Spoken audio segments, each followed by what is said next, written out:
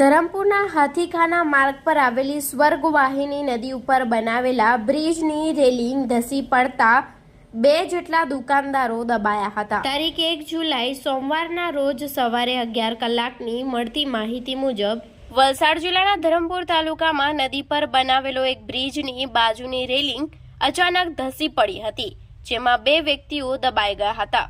સદનસીબે બંને વ્યક્તિઓનો ચમત્કારી બચાવ થયો હતો। આ બનાવને પગલે ભ્રષ્ટાચાર ખુલ્લો પડ્યો છે।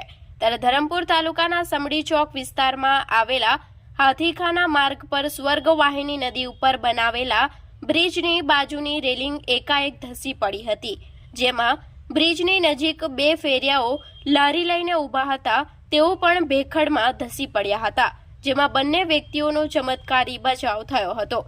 આ બનાવને પગલે વિસ્તારમાં ભારે ભાગદોડ મચી ગઈ હતી અને ભ્રષ્ટાચાર આચરીને બનાવેલા આ બ્રિજની પોલ ખુલ્લી પડી હતી।